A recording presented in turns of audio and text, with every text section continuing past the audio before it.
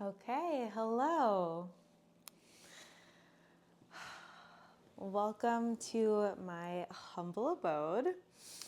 My name is Brett. This is going to be so funny. So, this is my first time doing any sort of like long form podcast. So, bear with me. Yes, my name is Brett. I am the face behind the Instagram page Be Well with Brett. I started it a few months ago for my yoga therapy and Ayurveda offerings, and I really want to offer more long form conversations and opportunities to connect. So I'm hoping to do these more often. We can officially call these Tea Time with Brett. So if you're seated or, somewhere in the world where you're able to have some tea, I'd pour yourself a cup of tea. And something I want to do with these videos going forward is for everyone to, in the comments, let us know what kind of tea you're drinking. Today I've got a Tulsi masala chai from, what is it? Organic India tea. So delicious. And I also have some steamed milk here on top because cozy is my favorite. So, it's so good. So let's get right into it. Tea time with Brett. So I put up a poll with you guys and just, wanting to know what it is that you guys are interested in hearing about, learning about. I have so much in my toolbox that I'm just really excited to be able to share with you guys. And I genuinely want to know what you guys are interested in. So feel free to always reach out to me with any questions or thoughts because that helps me better serve and help you guys. So the poll I put up this past weekend was, would you, I'm laughing. I said, out of these four options, what would you prefer to have me talk about? The first option was mindset of the wound is where the light enters, which is like my favorite thing I could talk about, and no one voted for it, which I thought was surprising but funny. And the other three options got some votes. So I think it was 40% Ayurvedic things I do daily, 40% my TED talk on fall digestion, and then there was a 20%er for my life update. So I figured in this time I can kind of go over all of those slightly, and we'll just see how this goes. So grab your cup of tea, get cozy, or if you're walking, I love that for you. We're just going to get right into it. So we'll also end with a tarot pulling. If you know me, you know I love my tarot cards. So I figured it's something fun I'll just do, and we'll see how that goes. So that being said, I'm going to start with what is Ayurveda, and kind of how I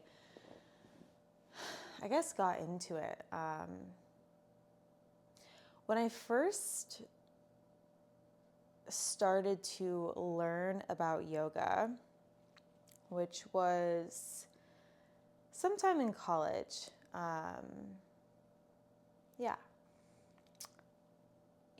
yoga asana was great, and at the time it was very much exactly that, yoga asana. It was a very physical practice, and at that time I was an athlete. I still consider myself an athlete, but not to that degree. I was playing college soccer, and so I remember going to the hot yoga power classes. But ironically, I was actually reflecting on this, I think it was yesterday. Excuse me. I just ate. Burping, I'll go over that in my Ayurveda thing, is a natural thing we all do, by the way.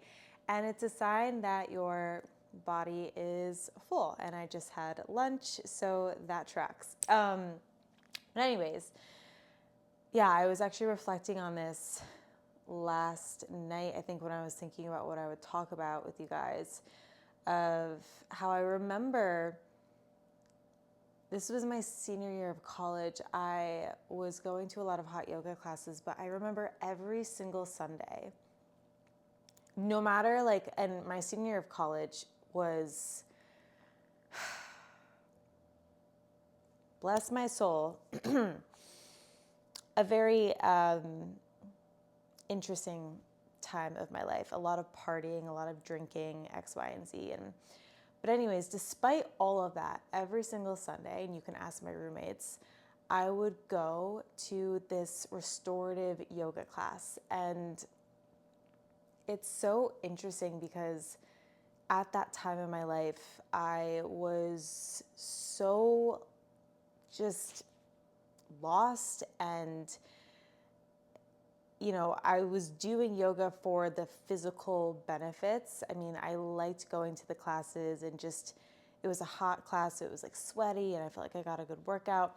But something in me, especially after these crazy weekends, I just needed to get out of that college space and go do my own thing. And this restorative yoga class, I remember it was just so lovely. There was candlelit, and the teacher was great.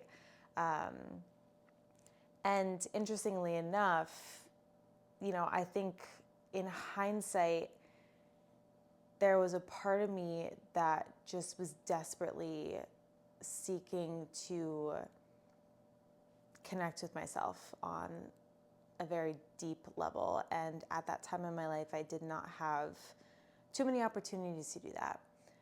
So anyways, when I first started yoga, I had no idea what Ayurveda was, but at the time in college, I was studying environmental science and environmental studies. So I had this understanding of nature, and that was guiding me at that time. I was working on a farm and just studying the philosophies around nature and how we view nature, and really, honestly, just starting that process of genuinely starting to get to know who I was outside of who I had known or who I had thought I was up until that point growing up as, the athlete and that persona and that identity. When I quit soccer, I really was able to, ask myself, who am I without that identity? And anyways, so fast track a few years, I go to Hawaii, get my yoga certification, and loved that. And when I was thinking about moving back home, this was during COVID, I remember looking for yoga therapy programs, and I found Prana Yoga, which is the school that I eventually went with. And I remember reading the coursework that we would be doing, and Danny, my teacher at the time, she was, explaining all of this stuff about Ayurveda and the elements and healing, and it sparked this. I had no idea what it was, but it felt like it was already mine, if that makes sense. I had never heard of it before. I had no idea it was connected to yoga in any way, but the more that I started to read about it in my potential coursework, part of me just was like, yes. I was like, this makes sense to me. And I think it's because I had the background in, working with nature, being in the elements, and it just was a language that I felt I was able to understand. So, there we have it. That's why I chose the yoga therapy program that I did. There are a ton of yoga therapy programs out there that don't emphasize as much about Ayurveda as my program did. And ironically though, and I saw this on Kripalu's Instagram page maybe a year or two ago. And Kripalu's an amazing school up in the Berkshires that has a yoga therapy program, and they're very well known, and I've done a few retreats there. It's an amazing place.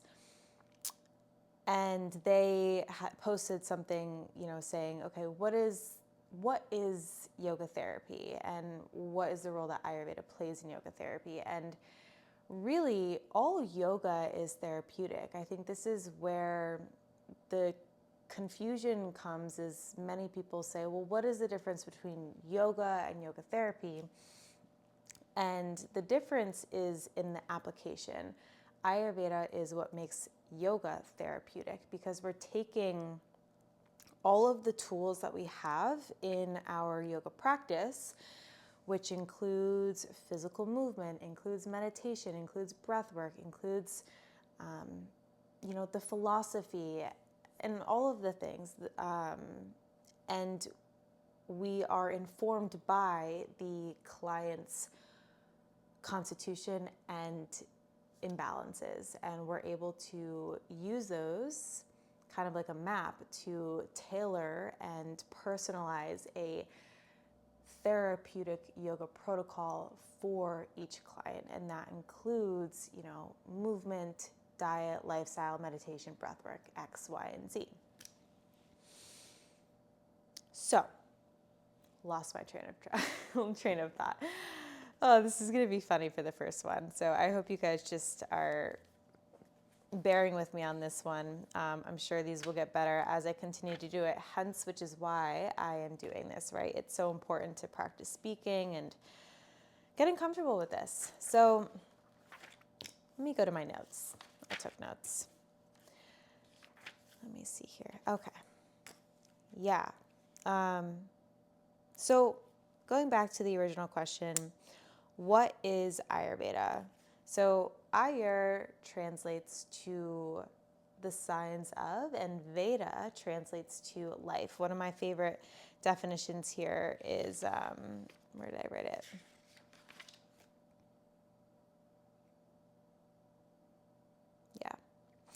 Yeah.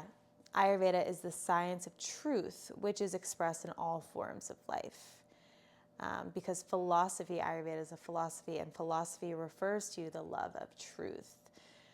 So it's a beautiful practice. It's based on Samkhya Philosophy, which is the story of creation, which I wanted to read with you guys today. It's a beautiful love story. And, in all of the creation stories that we have, this one felt beautiful, and so, what's the word, aligned with what I believe to be true, which is that each of us is love. We are all love.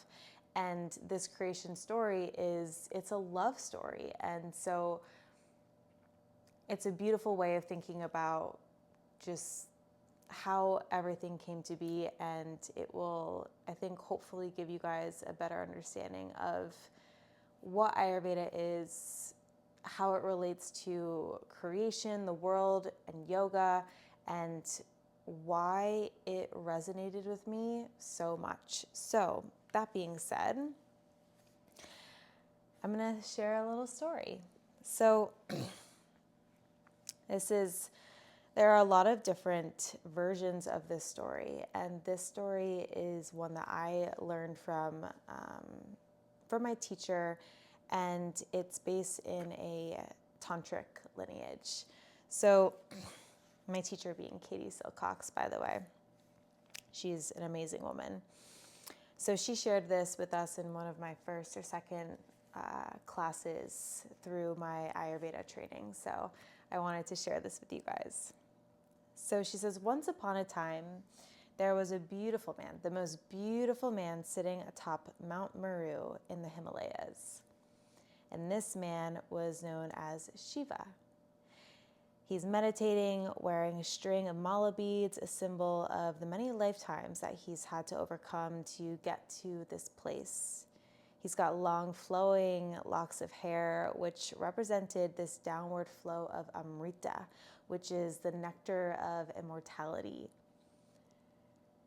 It's also represents the CSF, which is the cerebral spinal fluid that comes from the crown all the way down to your root.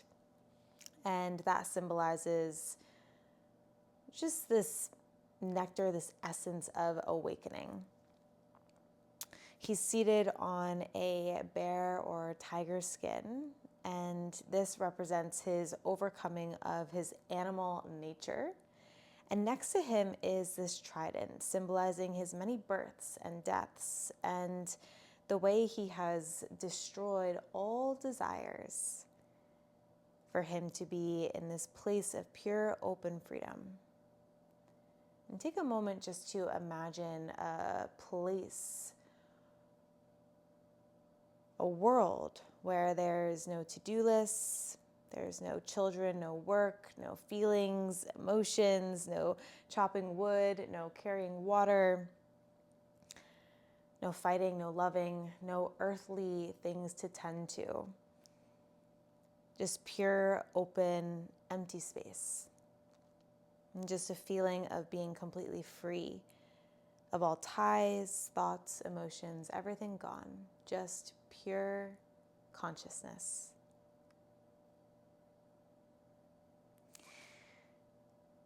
So Shiva is consciousness, essence. He's formless.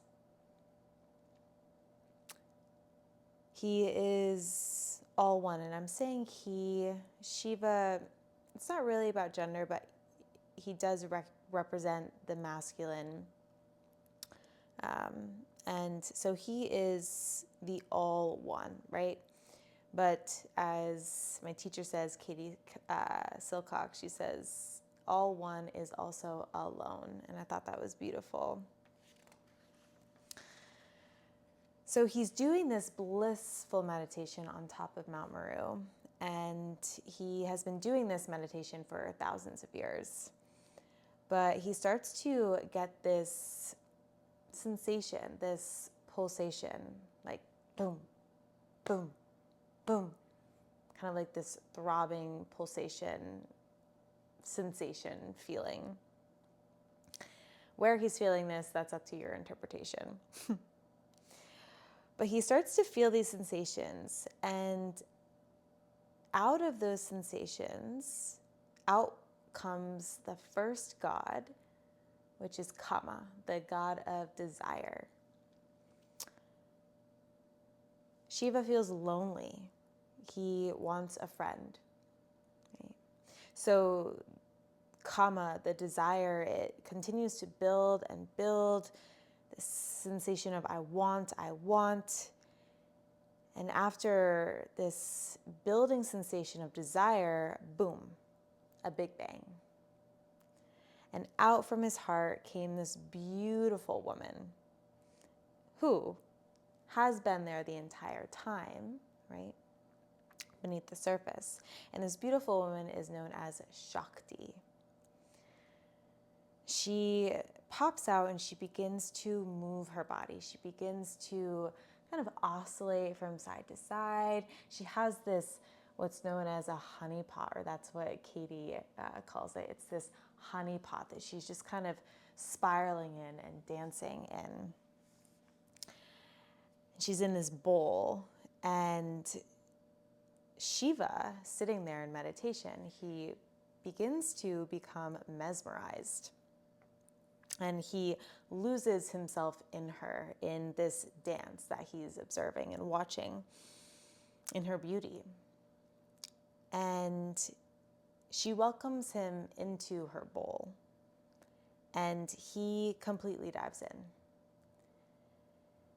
And so she's kind of spinning and churning and turning this honey pot, and it begins to turn into this tornado of her energy. And he comes out and he says, so you're comprised of 4 things: earth, water, air and fire. And she says, almost you forgot one. You forgot that the bowl that is holding you, space. She begins to churn her pot again. And this time it's happening faster and faster and faster. And boom, out jumps and out comes the material world. People, emotions, thoughts, landscapes, etc. Right? Those were just a few, but there's thousands and thousands of things that I could have named. It's the material, tangible world, the world we know. And Shiva, he feels lost in this magical world, right? And this is how Shiva, consciousness, and matter, or power, Shakti, collaborated to create the world and life as we know it. And in this creation, right, as consciousness and material world, matter and power, as they collaborated to create the world and the life as we know it, right? That created us, me, you, your family, your dogs, your pets. It created everything. And in some of us, she added a little bit more fire, a little bit more water, a little bit more air, a little bit more space.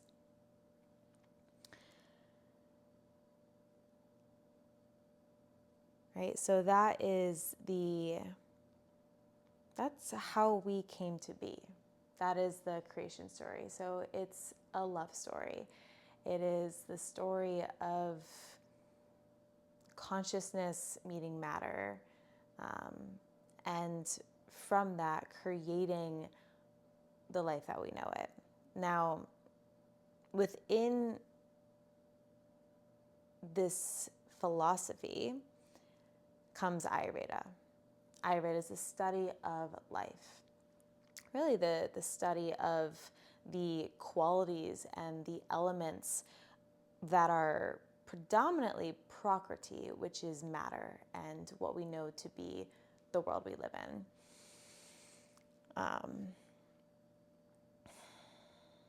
So learning about Ayurveda, learning about how the elements, shape and affect your body, your mind, it really is the journey of learning to fulfill your soul's purpose, to connect ultimately with your own consciousness, connect with the Shiva within you. And something I didn't mention at the beginning of the story is that in that story, every character is us, right? So this version of you that you know, the version of the world that you're a part of right now, that is, most of us are in more of the Prakriti, the Shakti, the material world, and we have to learn to work with those so that we have more space to be able to connect with our consciousness, our spirit, our soul, all oneness, God, the divine.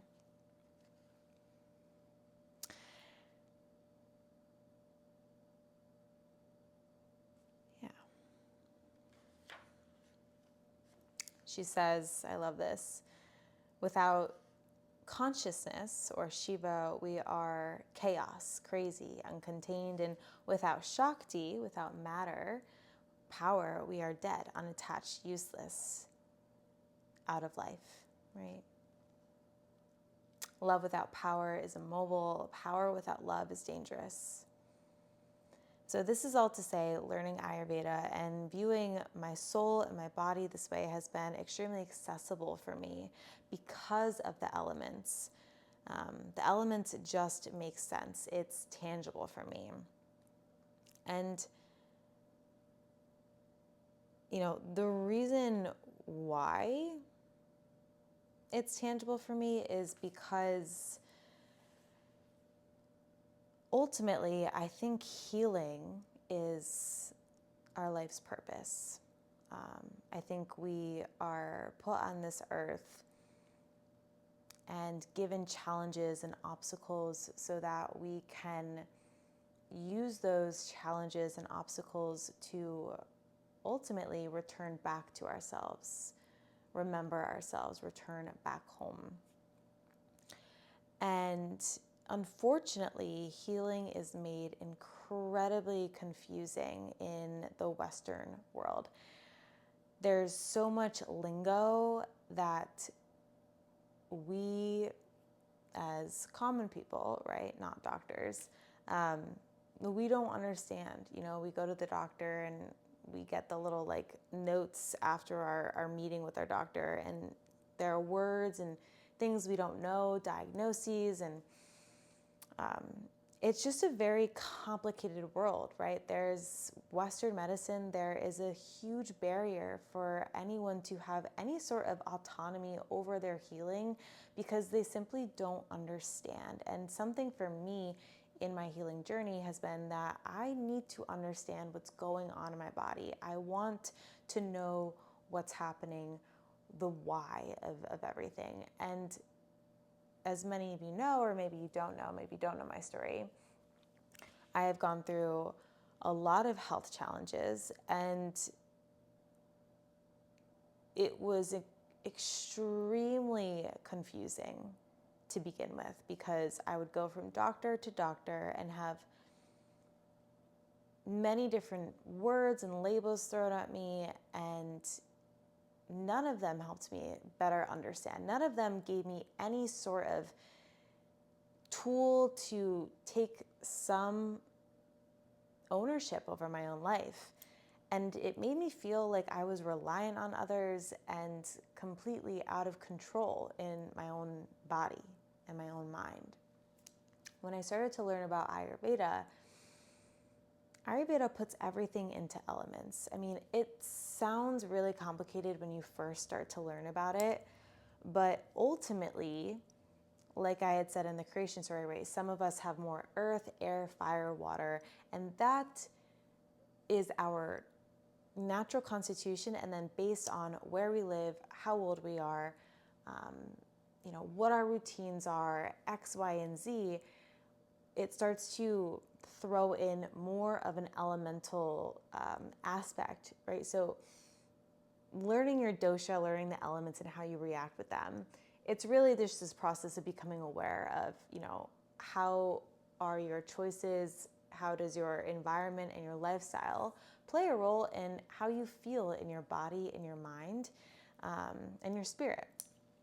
And so it can sound a little complicated at first, but ultimately, at the end of the day, when we think about what's happening in our body and we start to think about it in the lens of elements, it just makes sense for how you can start to implement little tiny things into your every single day to help bring yourself back into balance. So for example, for me personally, things that I have experienced are amenorrhea, which is the loss of a period. I was without a menstrual cycle or without menstruation for nearly 5 years. I also have MS, right? So those are the two biggies for me. And if you think about MS, right, it is, well, a lot of people don't understand MS, but the more that you understand it on a Western medicine dialect and an Ayurvedic perspective as well, this starts to make sense. But I'll just keep it very simple and sweet for you guys. MS is a result of having too much fire and air in your nervous system, in your myelin sheath, right? There's this deterioration that's happening because there's too much fire, too much air, and it's causing this friction, right, which builds heat and over time starts to diminish and deteriorate. And that's what's happening, right? In MS, my immune system is, it's irritated, right? It's irritated and it's inflamed. Inflammation is very much a excess of fire, right? Irritation or inflammation, you think heat, inflamed, hot, fiery. But it's also this combination between that inflammation that causes the immune system to kind of be on this constant attack, but also combined with this dryness, right? This just that air and space quality of dry, rough, brittle, and together with heat and dryness, right, things start to deteriorate. And that is what's going on in my brain, right? And that came from there are a lot of things that I was doing in my lifestyle that was causing a whole host of problems with my MS. For example, when I got my first MS relapse, or I guess outbreak, right? Half my face went numb. At that time, I was barely eating because I had an eating disorder. So I was barely eating. I'm pretty sure at that time too, I was not eating any fat because I was also vegan at that time and did a nutrition program through Cornell about preventing and managing heart disease and cancer. And if you know anything about heart disease, at that time, the research was saying, fats are really bad for anything heart related. So I was fearful, partly fearful, but also it was part of a disordered mindset of thinking fat meant fat. So I was not eating fat and I was vegan, so I wasn't eating much.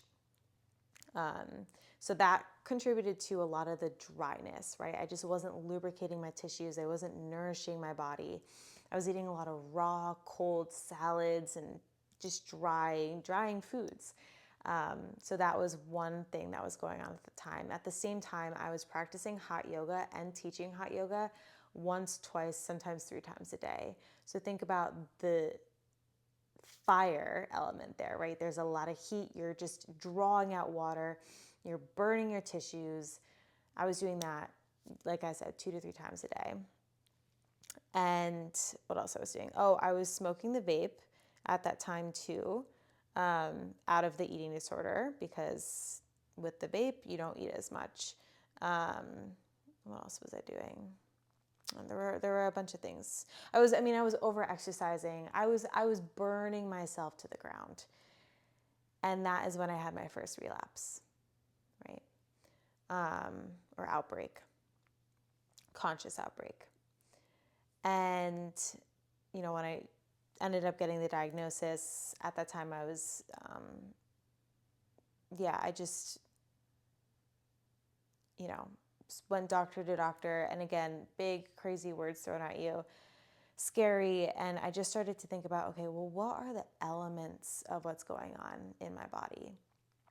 And when I started to realize and learn that MS was very much fire and air, which tracks for me. I'm naturally very high in fire and air already.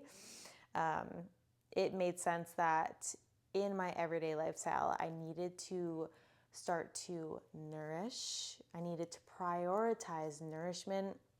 I needed to prioritize lubrication of my body, of my joints, of my tissues, my nerves, my nervous system. I needed to cool down internally. Tea break. So, one sec.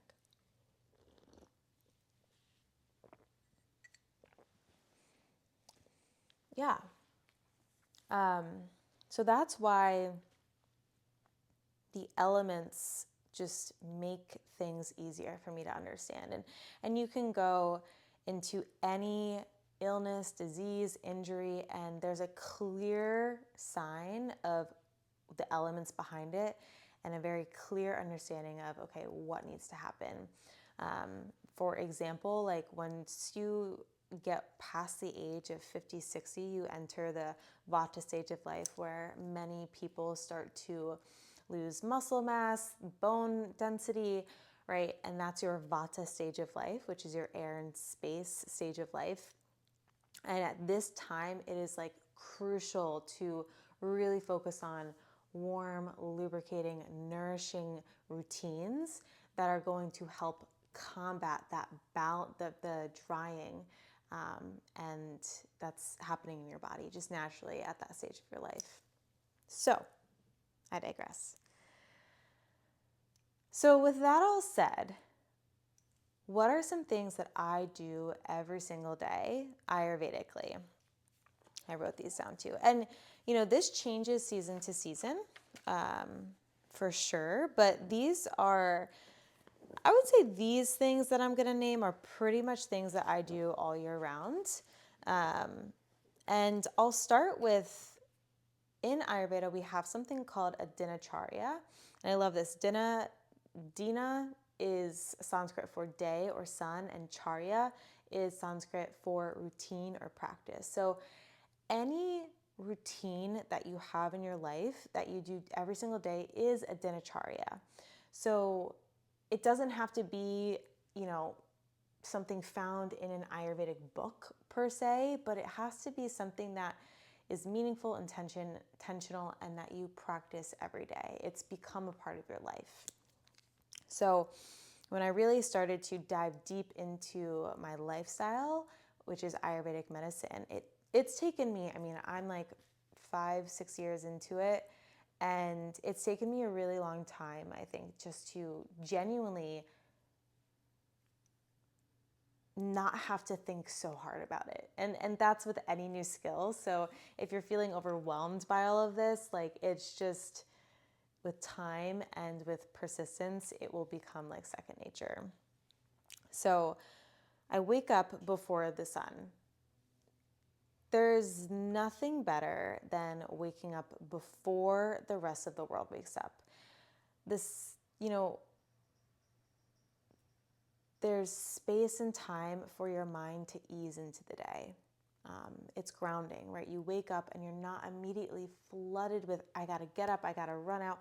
You have time to check in with, how am I waking up? What am I feeling in my body?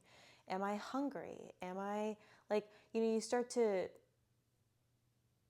have the space and the time to genuinely just check in and ask, how am I arriving today? How am I waking up today? What am I bringing into my day with?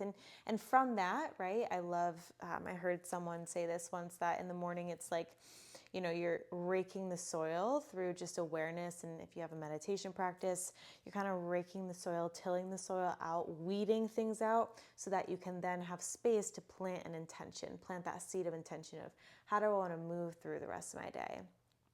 And I think that's a beautiful way of explaining it. When you wake up, before you have to be rushed or move on to one thing to the next, you have that time. Even if you're not taking your seat and meditating, which I rarely do, you do have that space and time to kind of check in with how you're feeling, what's going on in your mind, and then you can begin to plant that seed of, okay, this is how I'm arriving today, and this is where I want to go. This is how I want to be. This is how I want to show up today. Every single morning and night, I scrape my tongue without fail. Once you do this, you will never go back. Your tongue holds so much on it. And if we don't scrape our tongue, right, we're just keeping this, what's called ama, toxins in our tongue, right? It's like undigested particles and substances on your tongue that can really disrupt your gut microbiome, which then disrupts your mental health as well. So scraping your tongue, it's like a clean slate for your day. So starting your day, scrape your tongue, get all of the nighttime stuff, the ick out of your tongue, out of your mouth before you eat. Very important before you eat, because this is really important for digestion. It's like cleaning your palate, right? Would you eat breakfast off of a dirty plate that you didn't clean or that was from the night before? No, you would never do that, right? So with scraping your tongue, you're starting with a new clean plate, and then from there you can add things onto it. Then at night, right, if you're, hopefully you're doing this, but like never go to sleep with a really dirty kitchen, right? You want to clean everything up so that when you wake up the next day, you are already one step ahead. So that's like, if I were to ask you to start anywhere, it's just buy a tongue scraper for $5 on Amazon and start doing that every single morning and night without fail. You will notice a difference. It's subtle, but it's a game changer, and done over time. Yeah. So this I started this past year, this next thing. For a very long time, I started my day with warm lemon water with ghee in there. And I highly recommend that. It's a beautiful practice. The acidity of the lemon with the warm water and then the ghee, it cleanses, it flushes your body of any toxins, and it starts to activate metabolism. And the ghee in there, just a half a teaspoon, I love, like, your colon wants to be lubricated, right? Think about your colon like a drain, and, we can't really see drains, but you don't want a drain to be all dry and crusty and gross and stuff everywhere, where you want it to be lubricated so that things can go through the drain. Your colon is the same way. So ghee, oil, it lubricates your colon, which then makes it easier for you to release toxins, right? Because toxins are more able to slide out from your body. But it also nourishes the tissues of your colon, right? It makes the process of food going through you way easier. There's less gas, bloating, discomfort. So definitely with ghee. But recently I started to use Brodo bone broth.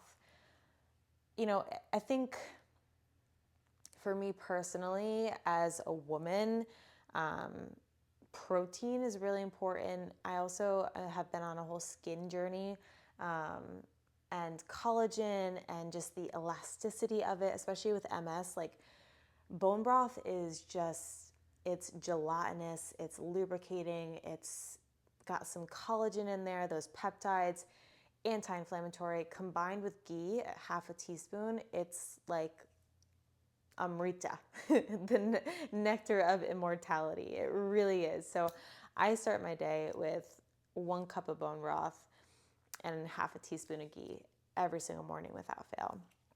And my hair, my skin, all the things are just very happy with that.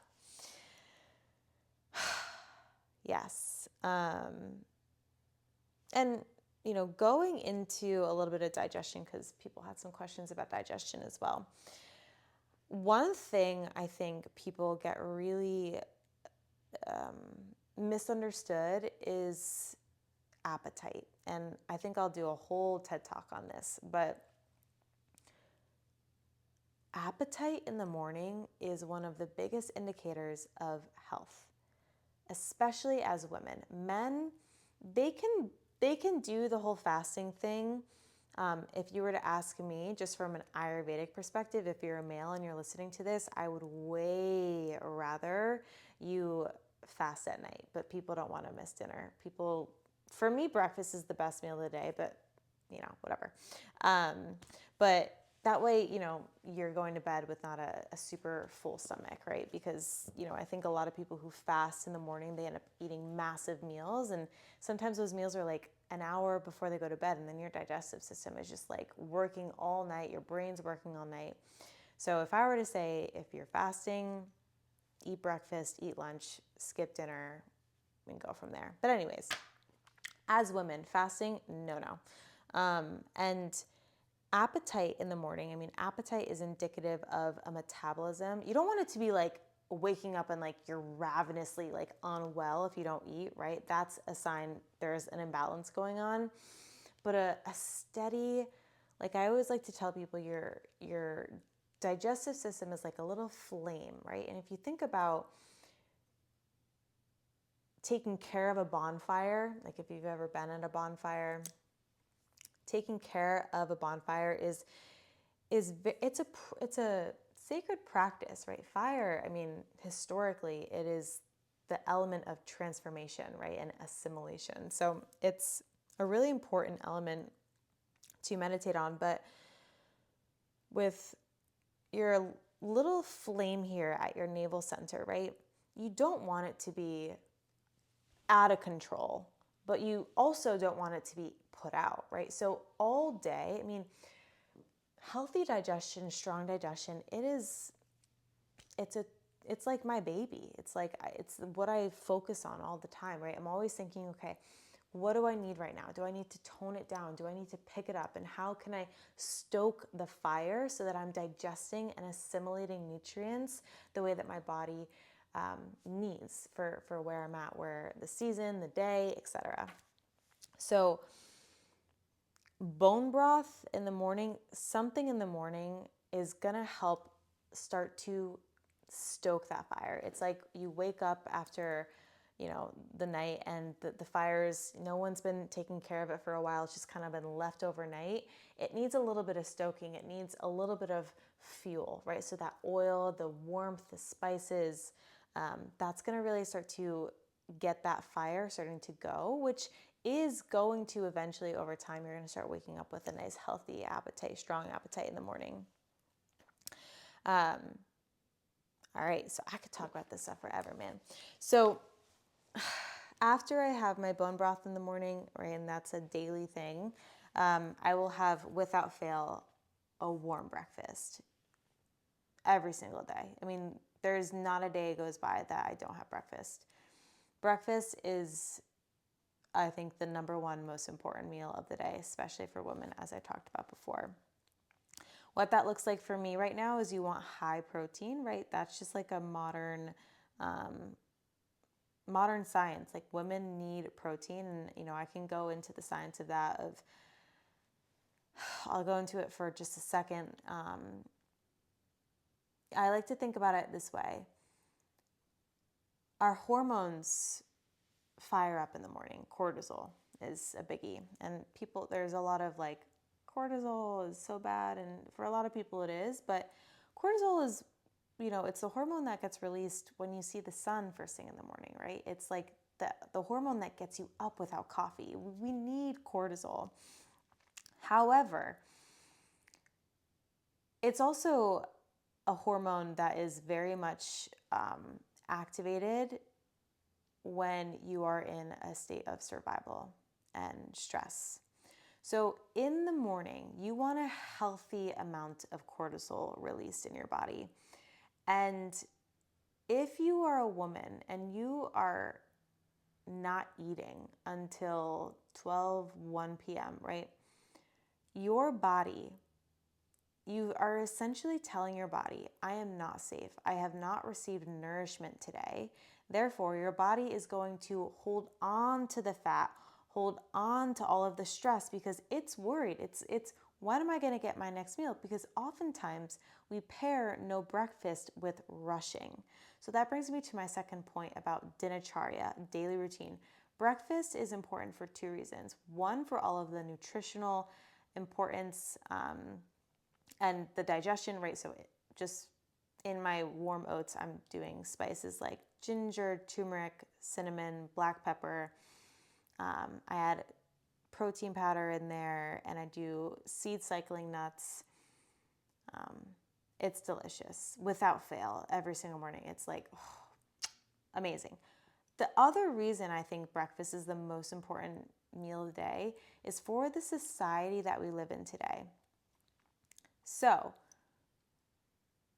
we live in a very vata aggravated society. What I mean when I say that is we are mobile. We are constantly moving off from one thing to the next, and we are rarely grounded.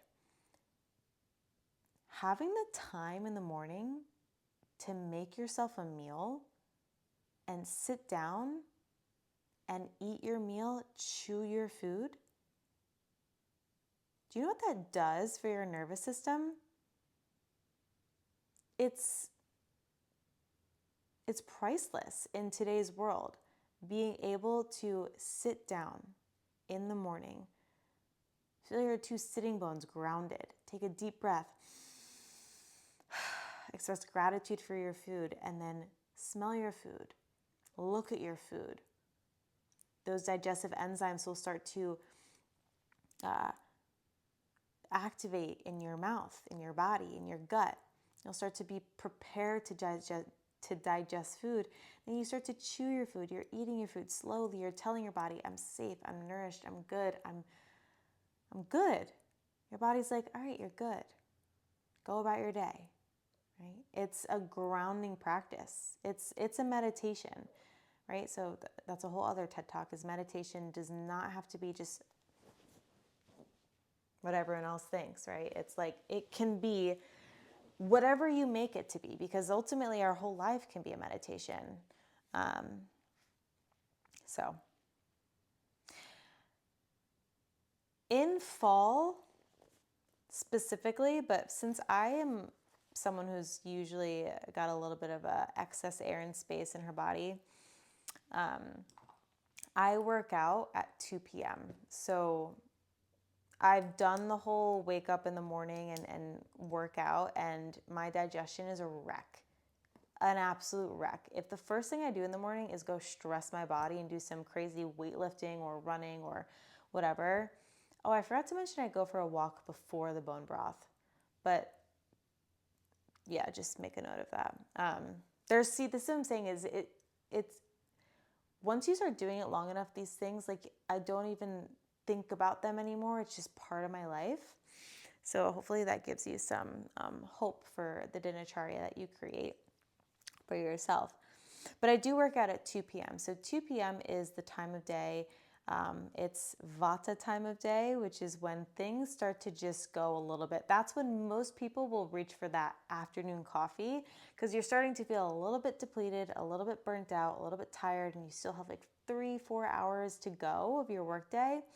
I'm lucky enough where I create my own hours, but if you do have the ability to do a workout around 2 or 3 p.m., your body will thank you. It's just, don't reach for the extra coffee. If you don't have time to work out, see if you can take a 10-minute walk or do something just to bring you back into your body.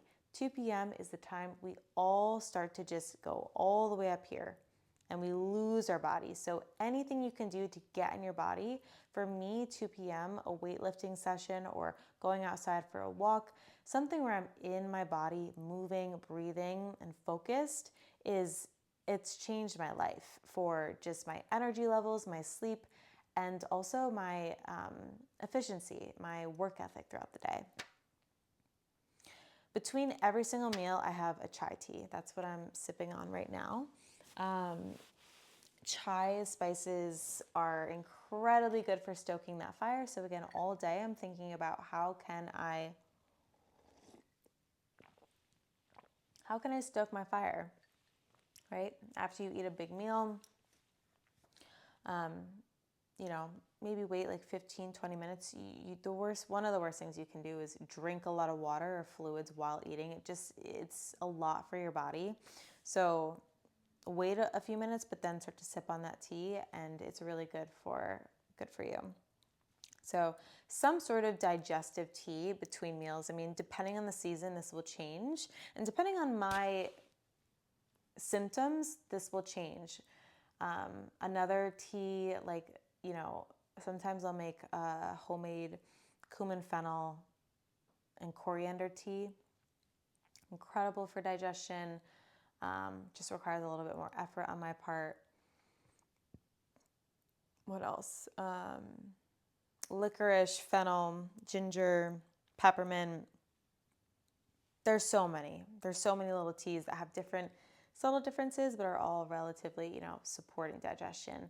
Again, it's based on what your needs are. So we have some some teas and herbs and spices that are drying, heating, warming, stimulating, energizing. We have some that are lubricating. Demulcents are really good right now. So demulcents are herbs and foods that are lubricating for your colon. So think like oats or sweet potatoes, fennel, licorice, slippery elm, marshmallow root. What else? Yeah, I have my biggest meal of the day is lunch every single day. Smallest meal is dinner. I try to eat, three hours or so before I go to bed. I'm usually done eating no later than, most days I'm because I teach yoga at 6:30 every day. I am pretty much done eating by 5:30, but I try to be done by like no later than 7. And if I do eat later than 7, sometimes like it is what it is. It happens. But most days that's just like I eat really early. For reference, the ghee and the breakfast all happens around 6:30 a.m. So I usually get out for a walk around 6, and then I'm eating by 6:30, sometimes 7 a.m. So like lunch is like 11:30, 12, and then dinner is like 5, 4:30 sometimes. How I eat, of course, you guys know this, take slow bites, chew your food, put your fork down. I don't do this perfectly. There are some days where it happens, but for the most part, when I can, I'm trying to be very present with my food. And that really is what's known as a sadhana in yoga. Sadhana is basically making every daily act a mundane act, like cleaning, cooking, eating, things that we do every single day, driving, making it sacred, making it an offering to yourself and to God, right? And when I say God, for me, that's nature. But you can just put your own beliefs there, and yeah. So I know that was a lot. I hope that made sense. I think I want to do more of these, and I'll be curious to hear your feedback on this and if any of this made sense and if it was useful or helpful at all. But I can definitely talk about this stuff, and I definitely need notes because otherwise I'll just go off. And even reading some of my notes, I wish I had said a few more things about the story of Ayurveda and Samkhya Philosophy.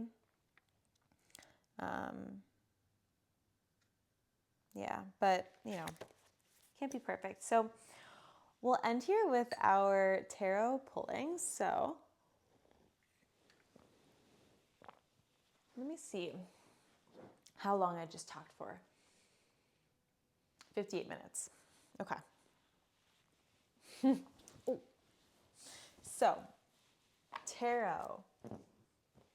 This deck. So the thing about tarot is that you're not supposed to buy your own deck. You are always supposed to be gifted your own deck. And this deck was sent to me by a dear friend of mine who kind of saved my life when I was living in Hawaii. And I one day opened up the mail, and I'm horrible at shuffling, so don't judge me. And he sent this to me all the way from Hawaii. And when I first opened the deck, I was like, out of all decks, like you get me the modern witch, I've seen some decks. My sister has a deck that is like super ethereal looking and like fairy-like, and this one's just very like modern and whatever. But I swear this deck is witchy. If you are a friend of mine and you've done tarot pulls with me, it's just, this deck is, it's really, it's something else. So I'm just going to pull one card and I'll give a little bit of an interpretation on it. And this is the first time I'm ever pulling just like into the abyss of like, I don't know who I'm pulling this for. I don't know who's going to be watching this. So we'll see what I interpret it as. But, I'm just going to ask, what is the wisdom that I need today? What is the wisdom that you need today? These are all falling. I like to make a moon, but let's see here. Ooh, immediately I'm feeling this one. Okay. Ooh, okay. 8 of Cups. I love this because the moon is there. Oh, I'll come show you guys. Okay, so this is the card. So you can see we've got the moon here. We've got some mountains. A girl with a backpack, a beanie, which I love, and her little walking stick. And we've got the cups. Looks like she's on some cliffs. So we'll see what this is about. I know cups are about relationships. It's the element water, intimacy. So let's see here. Cups. 8. Okay. Oh.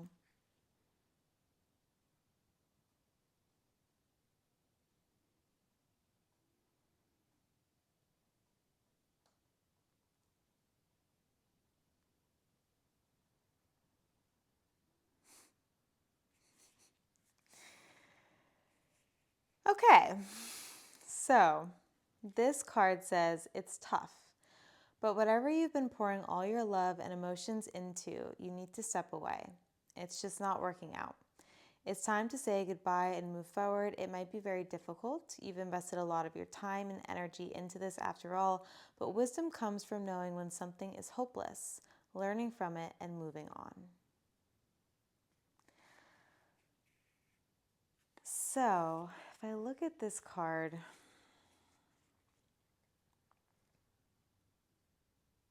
I'm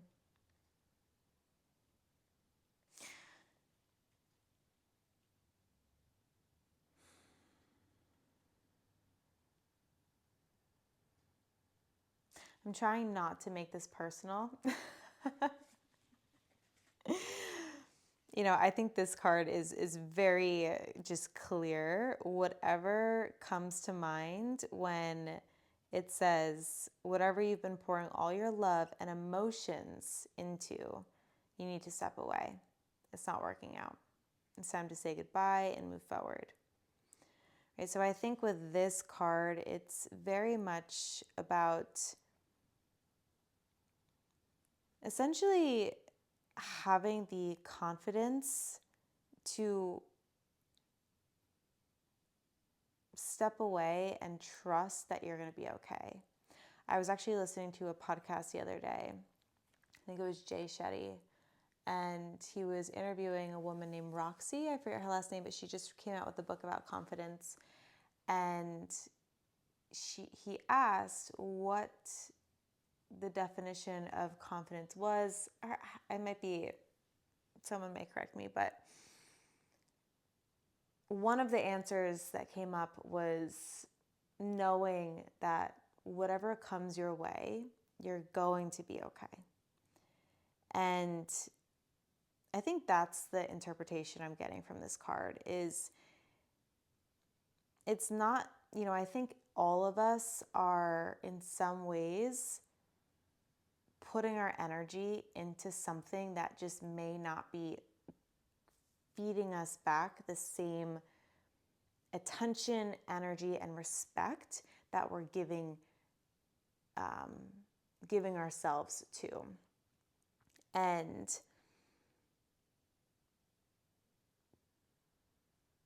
being able to know when it's time and to step away out of self-worth, out of boundaries, out of self-respect, and to trust that you will be okay, that everything is going to be okay, that is a strong indicator of confidence. Not arrogance or, ultra independence of like, I don't need this, I don't need you, whatever it is, but more so like, I have this strong sense of stability in myself. The Sanskrit term for health, Ayurveda's definition of health is to be firmly rooted in oneself, to be unshakable in oneself. And I think that for me has been such a guiding light of like, am I so grounded, rooted in who I am, that no matter what comes my way, I'm going to be okay, right? That I don't necessarily need anything, right? There are things that I want and things that I do engage with that, serve me, but I also know my boundaries and I know my worth and I know what I know when I'm being respected and met and matched, and I know when I'm not. And I know that when I'm not, I'm going to be okay to step away. So whatever that meant for you, feel free to reach out to me if you have any thoughts on what this meant for you, but I'll be curious. So anyways, episode 1 is officially complete, guys. This was a great little... I'm excited. I'm excited to do more of these and, with time, get better and better about talking. And, I'm just excited to hear more about what you guys are interested in hearing me talk about, and just wanting to do more of these. So thank you guys. If you made it all this way, thank you so much. Definitely give me a like and subscribe to my channel on YouTube. It definitely helps a lot. I just am really, really, I want to express like all of this has just been my dream for so long. And anyone who is here, anyone who has made it this far, because I know it's not many, I just want to say thank you. Thank you so much from the bottom of my heart for being here, for supporting me. And please, please reach out and connect with me in any way possible. I just would love to, to meet and connect with as many of you as possible. So from the bottom of my heart, thank you so much. And thank you for being here. And something I always end my yoga classes with is just saying that the light in me honors, reflects, loves, and learns from the light within each and every single one of you. I hope you have a beautiful rest of your day wherever you are in the world. Thank you, guys.